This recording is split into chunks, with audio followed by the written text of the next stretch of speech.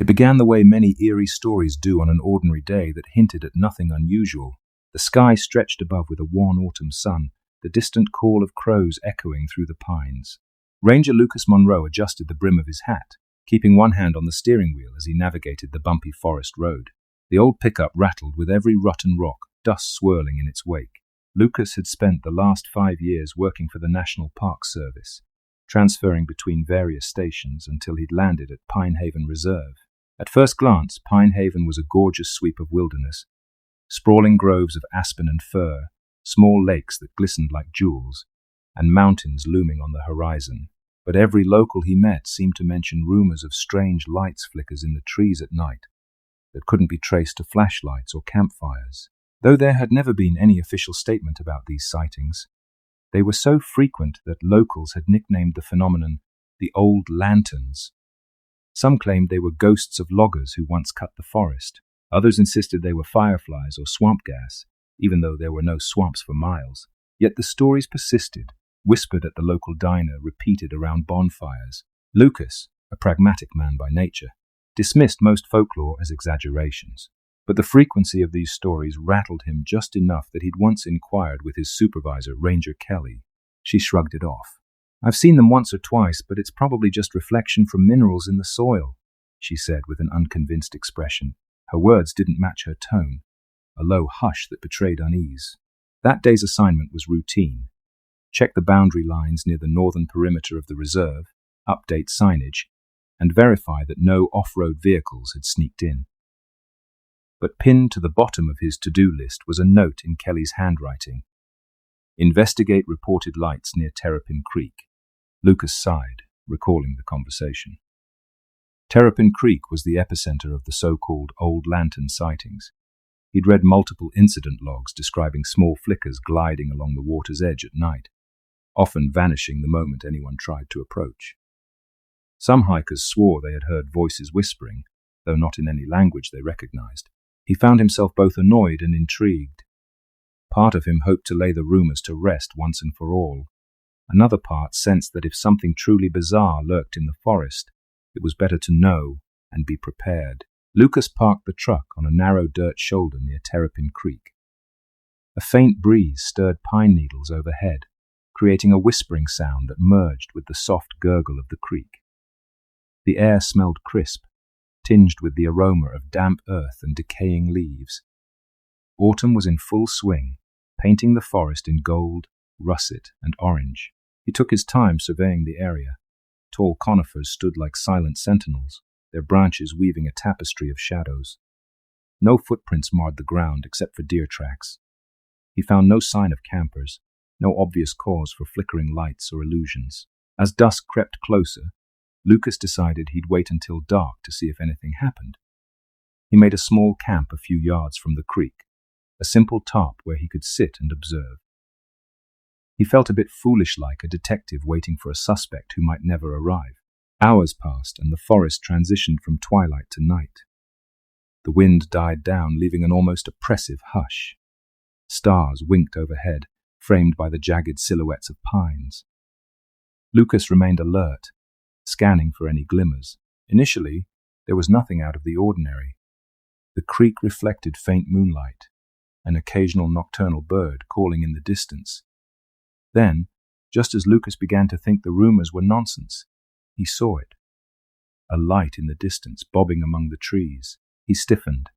It was no mere flash of a firefly or reflection of the moon on water. This was a steady glow, pale yellow, swaying as if carried by someone. Lucas rose quietly, trying to keep the beam of his flashlight off. He wanted to observe it naturally, without scaring it away if it could be scared at all. His heart thumped hard enough to feel in his throat. Carefully, he stepped closer, weaving between tree trunks until he was perhaps 30 yards from the glow. He could make out the silhouette of a person tall, with a hood or wide-brimmed hat holding a lantern. Lucas mustered his ranger voice. "Hello there. This is Ranger Monroe. Are you lost?" The figure paused, the lantern light illuminating half of what looked like a face hidden in shadow. Then it spoke in a low, resonant tone.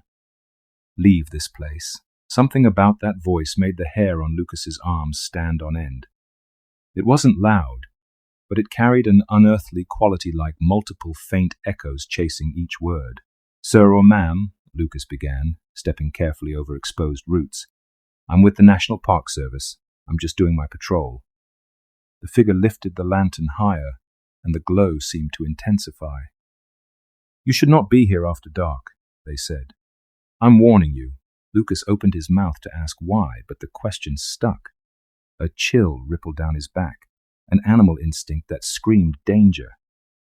He gripped his flashlight as though it were a weapon. With a slow, deliberate movement, the lantern-bearer turned and walked deeper into the forest, gliding between the trees until the glow vanished. Lucas stood there, heart pounding. He glanced around, uncertain if he should follow. Every bit of training told him not to chase unknown individuals at night alone. But curiosity tugged at him.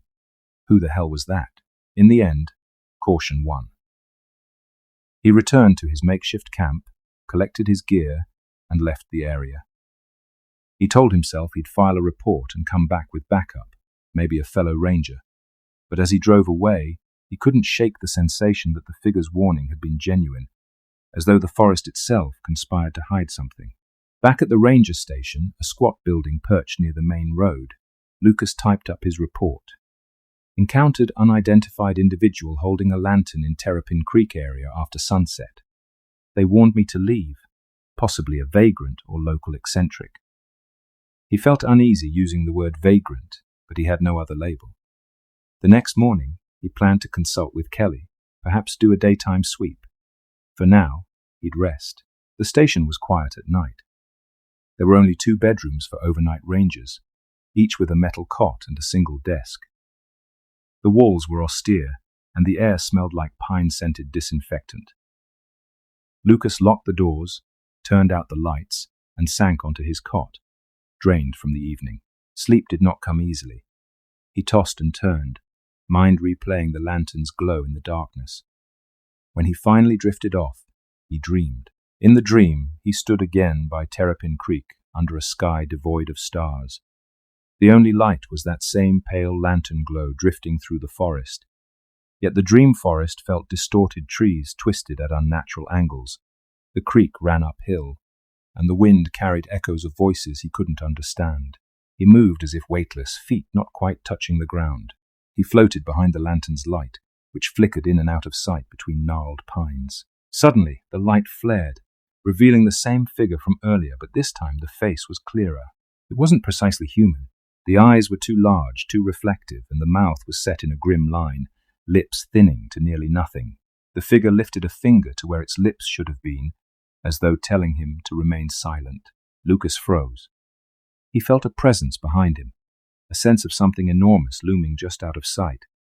Then the forest itself seemed to shift, the pines bending like living walls, closing in around him.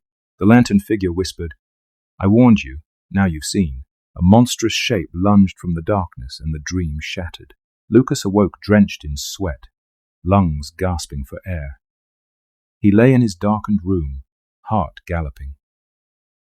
The silence pressed down, no hum of traffic, no distant voices, just the wind outside rustling branches. He stared at the ceiling, trying to quell the panic.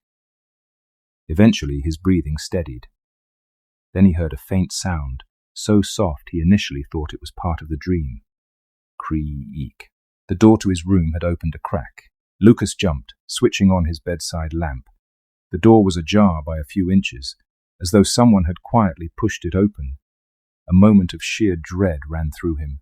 He knew he'd locked the station door, and no one else was on shift this night. He grabbed his flashlight, heart thumping like a drum. Rising from bed, he crept to the door. The corridor beyond was dark, illuminated only by the emergency exit sign's red glow. No sign of an intruder, yet the front door stood wide open, letting in a draft. Had he forgotten to lock it? No, he was certain he'd turned the deadbolt. And now it was unlatched, the door yawning to reveal the moonlit yard. Outside, near the edge of the trees, a faint light flickered. It was small, like a candle or a distant lantern. As Lucas stood there, shivering in the chill air, the light withdrew deeper into the forest, vanishing behind a cluster of aspens. He swallowed hard, adrenaline roaring in his veins. What if the figure had followed him all the way here? But why? And how had they gotten inside? He approached the threshold, shining his flashlight around the station's exterior. Nothing moved except branches swaying. A sense of violation swept through him. This mysterious figure had come to his station, likely opened the door while he slept, but left without harming him. Was this another warning? Or a threat? He shut the door and locked it again, this time sliding a steel bar across the frame. Sleep was impossible after that. He sat in the main office, mug of coffee in hand, watching the window. But no more lights appeared. The moment dawn broke, he stepped outside to check for footprints or any sign of forced entry. Despite the ground's softness, he found no footprints at all. Later that morning, Ranger Kelly arrived. She was a tall woman in her 40s with a confident stride, though lines of worry now etched her face when Lucas recounted what had happened overnight. "That's unsettling," she said, drumming her fingers on the desk. "You're sure you locked the doors?" "Positive," Lucas replied. He showed her the log entry from the previous night, plus his own notes about the dream. She studied him, eyes narrowed. "I've heard stories, seen fleeting lights from time to time, but no one's ever claimed they were followed or their doors were opened." "Well, this figure actually spoke to me out there," Lucas said, frustration seeping into his voice. "Warned me away, then apparently came to the station. Does that ring any bells?" Kelly tapped a pen against her clipboard. Some locals refer to a lantern keeper, an entity or spirit that roams these woods at night. They say if you see the lantern, it's a sign to stay away because something more dangerous lurks. Honestly, I always chalked it up to a campfire story. She paused, sighing. But maybe there's more to it. I've got no rational explanation for an intruder who leaves no tracks. They decided to drive to the nearest town to question a few locals who were known for collecting folklore. Kelly believed there might be some older residents with deeper knowledge. They arrived in the small logging town of Timber Bend, a place of fewer than 800 souls. Streets were lined with rust-brown leaves, small shops, and a single cafe that doubled as a bar. Kelly led Lucas to an old Victorian-style house at the edge of town. Wind chimes tinkled on the porch. A withered woman answered the door. Lydia Fletcher, known locally as Aunt Lydia, though she wasn't literally anyone's aunt. She'd lived in Timber Bend her whole life and reportedly had an encyclopedic knowledge of local legends. After exchanging pleasantries, they sat at her kitchen table. The smell of lavender and old books clung to every surface. Aunt Lydia insisted on pouring each of them a cup of tea before letting Lucas talk. When he recounted his story, the forest, the figure with the lantern, the warning, the dream, the intruder, Aunt Lydia listened intently, her eyes sharp despite her age. "I've heard many versions of that tale," she finally said. "Some call him the lantern keeper, others the warden of the woods. Legends say he appears when dark forces stir in the forest. But the real question is, what is he warning you about?" Lucas shrugged, frustration gnawing at him. "I wish I knew. He seemed more concerned about me being in the forest at night. But then he followed me." Aunt Lydia's gaze drifted to the window, as if expecting to see the lantern out there. It's said that the lantern keeper tries to protect mortals by scaring them away. But the stories vary about why the forest is dangerous. Some say a curse lurks in those pines and old presents that devours souls or takes them away. Others claim it's just the keeper's domain, and he doesn't want trespassers. Kelly leaned forward. "We need something more concrete: dates, recorded sightings, any connection to missing persons, anything that might explain this figure's intrusion at the ranger station." Aunt Lydia tapped her fingertips on the table. Long ago, maybe 70 or 80 years, there were tales of a forester named Brenwall who carried a lantern and guided lost travelers to safety. But after a terrible fire, Brenwall vanished, and survivors started seeing a phantom light wandering the burnt woods at night. Some insisted Brenwall's spirit couldn't rest. Others speculated he made a bargain with something older. Lucas felt a chill. "But he told me to leave," he said, recalling that resonant voice. "He didn't mention a fire or guiding me to safety. He just said, 'You should not be here after dark.'" Aunt Lydia nodded. The story may have twisted over the decades, but if you encountered him, that's no small thing. He rarely shows himself directly. Silence fell around the table. Outside, a raven croaked, breaking the tension. "I'll keep looking into any old records I have," Aunt Lydia offered. "But do be careful. These forests hold secrets best left undisturbed." Armed with Aunt Lydia's half-answers, Lucas and Kelly returned to Pinehaven Reserve. The rest of the day passed quietly. No new sightings, no fresh clues.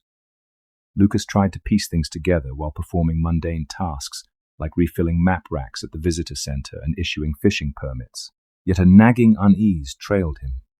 He found himself glancing over his shoulder whenever he entered a dimly lit corridor, or pausing to listen if he heard the slightest rustle in the treetops. Could the lantern keeper appear at any time, even in daylight? That night, a sense of foreboding settled in.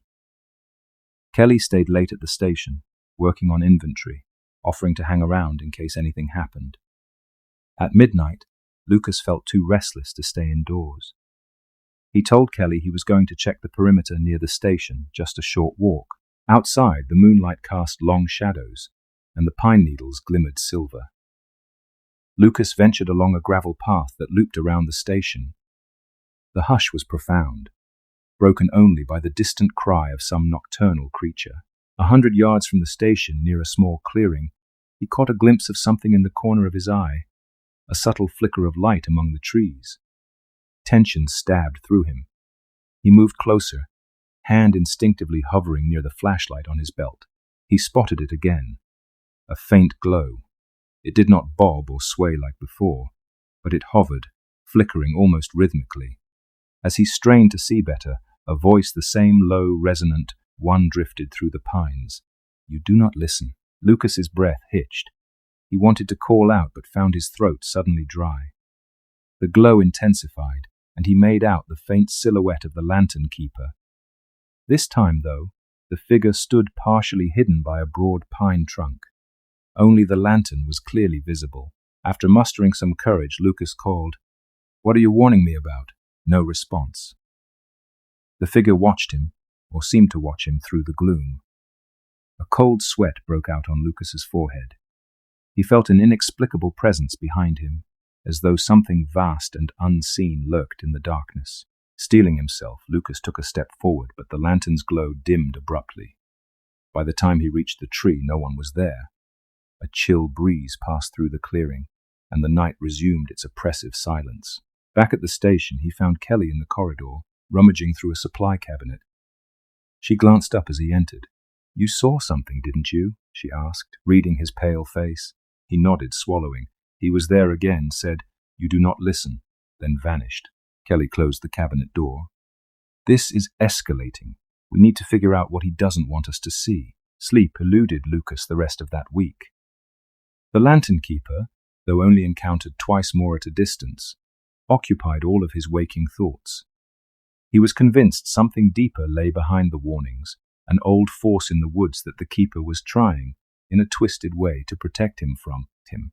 Yet why show up at the station, even opening his door in the dead of night? One possibility set Lucas's nerves on edge. Maybe the keeper was giving him a personal caution, a final ultimatum. He spent his off hours researching local legends, reading every scrap of folklore Aunt Lydia sent him. Some stories described will-o'-the-wisp-like lights leading travelers off safe paths. Others spoke of a spirit bound to wander the forest to atone for a great sin, but none gave a straightforward explanation for the intrusions at the station or the haunting presence in his dreams. When the first snowfall arrived, Lucas felt an odd mixture of relief and dread. Snow might discourage the eerie visits. At least there would be tracks, he reasoned. If the lantern keeper returned, he'd at least leave footprints behind. One snowy night, Lucas found himself alone on station grounds again, Kelly having gone home. The wind rattled the windows, and the generator hummed. A sense of claustrophobia pressed in, so he stepped onto the porch to breathe in the cold air. Snow stretched in all directions, pure white under the porch light. A shadow flickered at the edge of the forest, and once again that faint glow appeared. A moment later, the silhouette manifested a shape holding a dim lantern. Lucas's pulse thundered. But this time the figure did not retreat. He took a flashlight and quietly trudged across the snow, each step crunching loud in the stillness. As he approached, he noticed something truly strange. There were no footprints preceding him, and the figure did not leave any indentations in the snow. It was as if it hovered inches above the ground. "This is your last chance," the figure said, voice layered with echoes. "Once it chooses you, there is no escape." Confusion spiked in Lucas's mind. "Who chooses me? What do you mean?" But the figure turned away, lantern light flaring.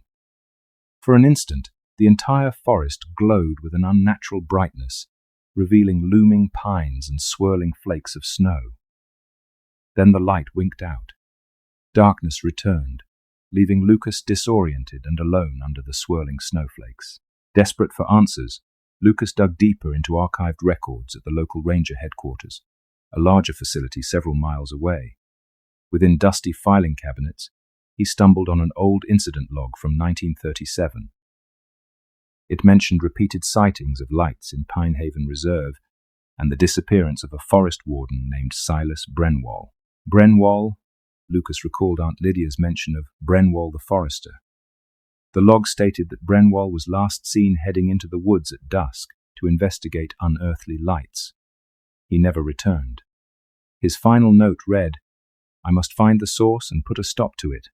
It calls out to me." Spine tingling, Lucas also discovered mentions of hikers who vanished over the ensuing decades, their last known location often near Terrapin Creek. The logs were sparse. Lost hikers are unfortunately common, but a handful reported seeing a man with a lantern. Lucas felt a jolt of realization. The lantern keeper might be Brenwall or what he's become, but that still didn't explain what the keeper was trying to protect people from. Night after night, Lucas dreamed of that flickering lantern. In one dream, he saw a swirling mist, deep in the forest, shaping itself into monstrous forms. In another, he glimpsed dark silhouettes with elongated limbs and hollow eyes gliding among the pines. The lantern keeper always appeared at the periphery, silent except for the echo of leave. He woke each time in a cold sweat, half convinced something stood at the foot of his cot. That feeling of being watched never left him. One morning, fatigued and unnerved, Lucas told Kelly he needed to see Terrapin Creek again during daylight to see if any clues remained.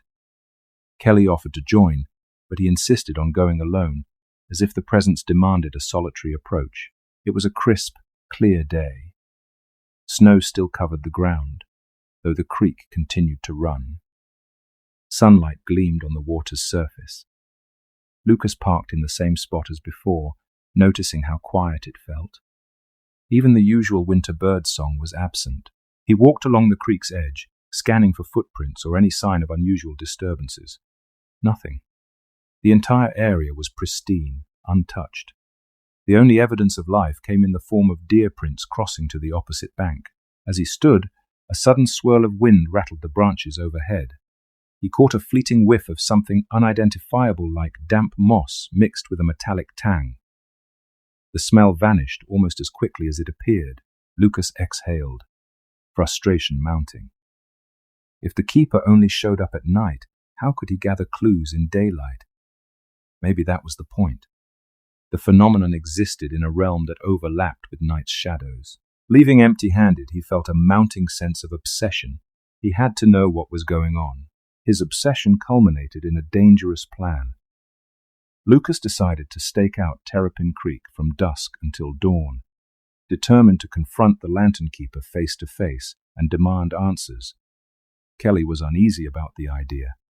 Aunt Lydia advised against it, warning that the night is no friend to those who wander alone.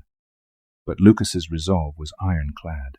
So one evening, he ventured into the forest with a tent, warm gear, and plenty of supplies. Snow blanketed the terrain, reflecting moonlight. He made his camp near the creek, a small fire crackling. With hours to kill, he tried reading a paperback novel, but he couldn't concentrate. His gaze kept drifting into the dark forest. Around midnight, clouds rolled in, obscuring the moon. The wind rustled trees, making shadows dance. A sense of anticipation lodged in his gut. This was it. If the lantern keeper was around, this remote hour would summon him. Sure enough, the faint glow emerged upstream.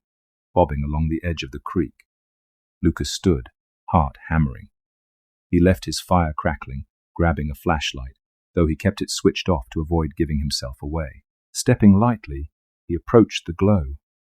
His boots crunched softly in the snow. Adrenaline burned in his veins. At length, he caught sight of the keeper's silhouette again, a tall form cloaked in shadows, lantern raised. "Stop!" Lucas called, voice echoing off the trees. "I need answers." The lantern paused, the figure tilting its head as though listening. Then slowly it proceeded deeper into the woods, away from the creek, the lantern swaying like a lure. Despite every instinct warning him, Lucas followed. Branches snagged his sleeves. Fresh snow crumbled underfoot, but he kept that pale glow in sight. It lured him deeper and deeper until the gentle sound of running water faded into the distance. Finally, the figure halted in a small clearing.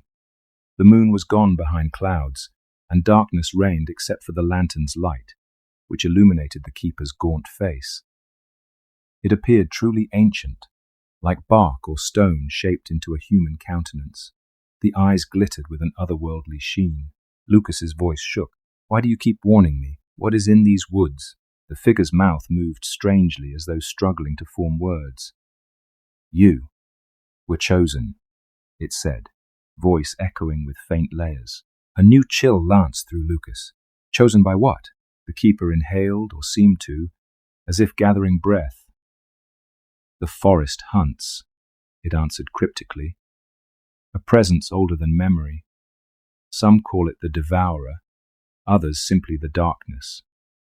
I'm bound to keep wanderers from straying too far so they don't become consumed." "Consumed? By what by you?" The keeper's lantern flared, casting flickering shadows across the clearing. "No, not by me. I walk these woods to ensure no one stumbles into the depth. But it's found you. It sees you." Lucas took a step back, heart galloping. "Then, can I escape it? Can I leave the park?" A flicker of regret or something akin to sorrow passed over the keeper's face.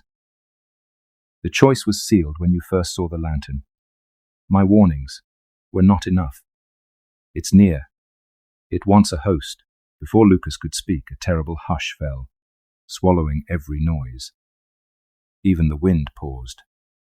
He heard a pulsating roar in his ears, as though his own blood hammered a frantic beat. The shadows at the clearing's edge thickened, twisting in unnatural shapes. The keeper's voice rose urgently. "Go, run. I will try to hold it back." Instinct overrode reason. Lucas turned and fled, snow spraying from his boots. Behind him he glimpsed the lantern's light flaring again, accompanied by an indescribable cacophony, a roar mixed with a churning hush, as if the night itself had come alive. Panting, Lucas raced through the undergrowth, half blind in the darkness. Branches whipped his cheeks, leaving stinging scratches. Several times he stumbled, tumbling into the snow, his breath ragged. A primal fear propelled him. Something monstrous lurked behind, something that might not have a physical shape, but could bend the forest to its will. He dared not look back. Eventually the creek's sound guided him, and he found his way back to his campsite only to discover the fire had been extinguished, as if snuffed by an unseen hand. The entire area dripped with an otherworldly chill. He grabbed his pack with shaking hands, fumbling to slip it over his shoulders. Then, to his astonishment, he saw a slender tendril of darkness swirling just beyond the tree line, ignoring the faint starlight. The shape seemed intangible yet horrifyingly real, gliding across the snow without leaving a trace. "No, no, no," he muttered, heart clenching. He bolted toward his truck, which was a quarter-mile away. That short distance felt like an eternity. Each step threatened to give out under him. Every rustle in the trees sounded like a monstrous predator. Finally, he found the pickup, flung open the door, and started the engine. The headlights pierced the gloom, revealing only falling snow and the trunk of a massive pine. He drove like a man possessed, sliding on the snowy track until he reached the main park road, then continued until he saw the faint glow of the ranger station. Relief flooded him as the building's porch light came into view. Kelly was inside, pacing. When Lucas burst in, covered in snow and trembling, she rushed to him. "What happened? Are you okay?" He could hardly speak, adrenaline still spiking. "The forest. Something's there, the keeper. Tried to help me." Kelly led him to a chair near the heater. Slowly he recounted everything: the chase, the monstrous presence, the cryptic words. Kelly's eyes widened with every sentence. "I've heard whispers of that," she whispered. "Some of the older rangers believe in an evil force out there, a presence that latches onto certain people. It's said that once you've been marked, it follows you no matter where you go." Lucas buried his face in his hands. "That's what the keeper said, that I was chosen, that I can't escape." A tense silence stretched. Finally, Kelly sighed. "We need more than folklore. We need to figure out if there's a real threat, some phenomenon or psychological effect that's endangering you." "But phenomenon?" Lucas repeated, letting out a hollow laugh. "Kelly, I saw something that defies explanation." They sat in uneasy conversation until dawn tinted the sky. Neither wanted to address the core fear. If this presence was truly supernatural, what could they possibly do to stop it? From that night onward, a slow unraveling gripped Lucas. His dreams became more vivid, plunging him into labyrinthine forests under blood-red skies. He'd see the lantern keeper, always at a distance, never speaking. In these dreams, the forest felt hungry, as though it reached out with spectral limbs to pull him in. Waking offered no comfort. He found strange footprints, vaguely human but elongated, near the station each morning. Electrical glitches plagued the building, lights flickering for no apparent reason. One afternoon, he noticed black stains on the porch boards, as though charred by an invisible flame. When he tried to clean them, they wouldn't come off, as if burned into the very grain of the wood. Kelly grew worried. She contacted headquarters about Lucas's mental state, suggesting he see a therapist. But these manifestations weren't in his mind alone. Others at the station started complaining of odd noises, a feeling that they were being watched from the tree line. In desperation, Lucas and Kelly returned to Aunt Lydia, who greeted them with a solemn expression. She led them to a cluttered attic room, where old maps and diaries lay scattered on a large oak table. "I've been studying my grandfather's journals," she began. "He was a trapper who spent many nights in these forests. He believed in an entity called the Devourer, an ancient force that preyed on people's souls. According to him, a guardian spirit roamed the woods, lantern in hand, warning intruders away." She flipped open a leather-bound volume, revealing sketches of a monstrous silhouette with claw-like limbs. Next to it was a stylized figure holding a lantern. "That's the keeper," she said, tapping the lantern figure. Then she pointed to the beast. "And that must be the Devourer." Lucas stared at the sketches, a sense of dreadful familiarity. "It's near. It wants a host," Lydia continued. "My grandfather claimed that once the Devourer chooses someone, it will dog their steps until it can fully manifest, until it can consume that person's mind or body. Only the lantern keeper stands in its way, but he can't always succeed. Some say it's a never-ending battle between these two forces." Kelly's face paled. "Is there any way to free Lucas from that thing's attention?" Aunt Lydia shook her head.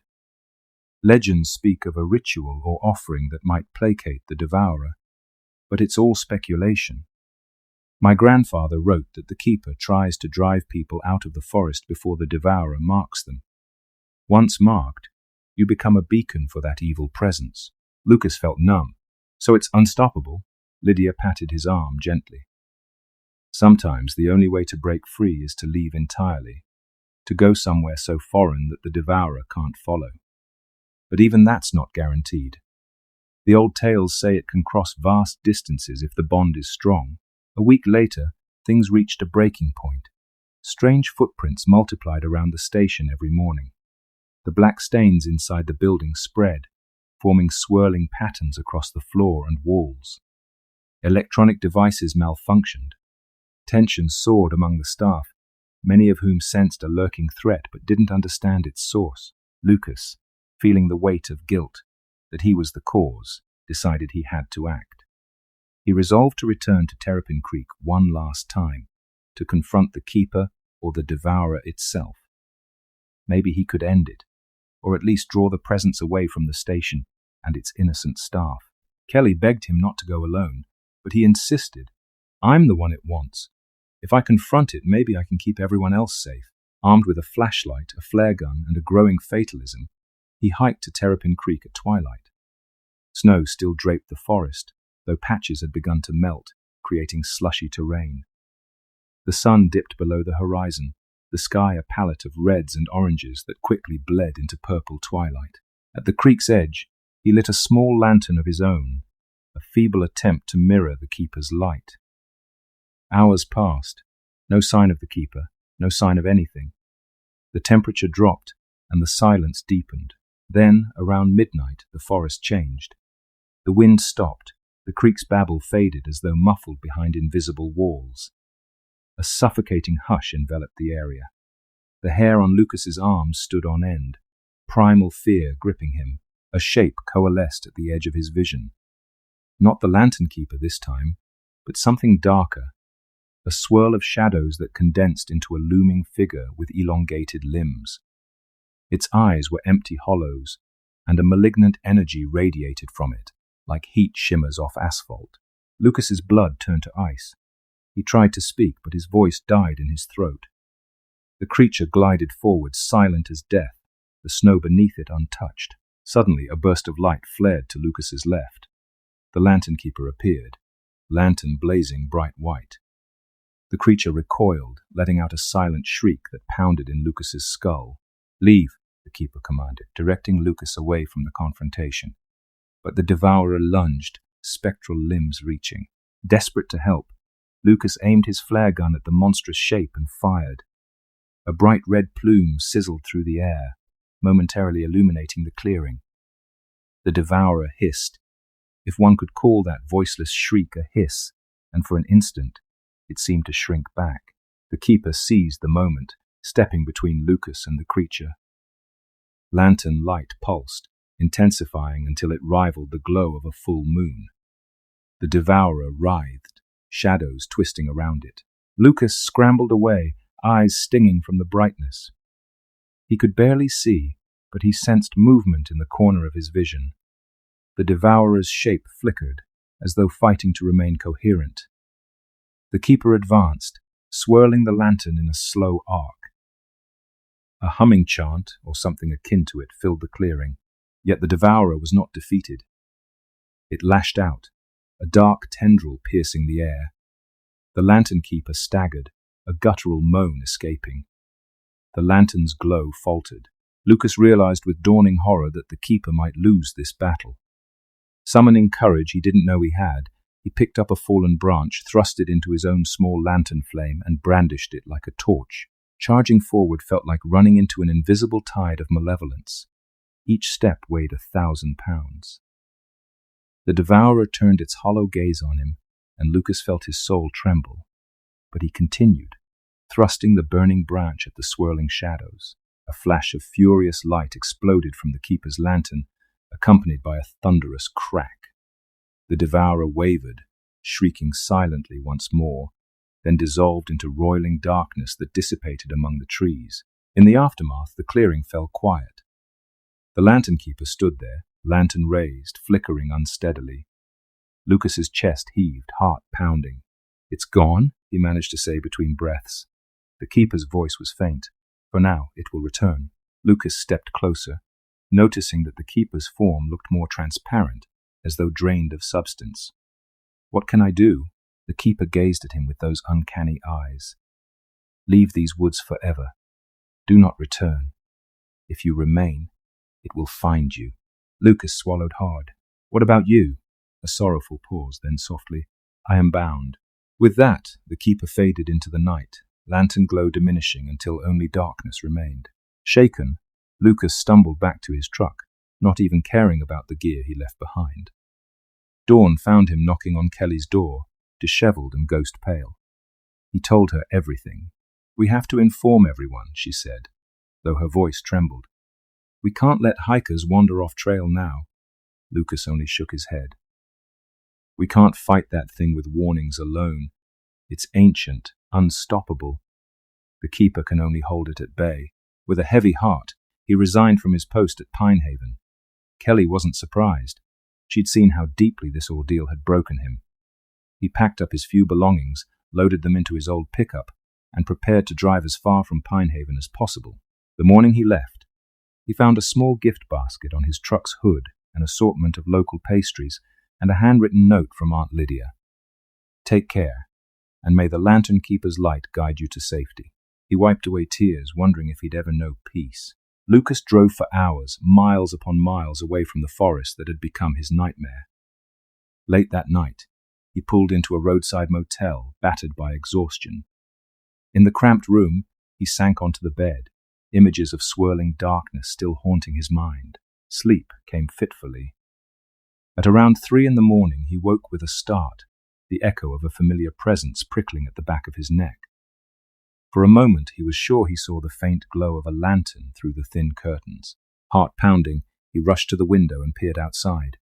The motel parking lot was empty except for a single flickering street lamp. No sign of a lantern or the keeper. He shut his eyes, relief warring with lingering dread. It can't follow me here, he thought, but a tiny voice in his mind refused to be silenced. What if it can? Back in Pinehaven Reserve, rumors about vanishing lights persisted.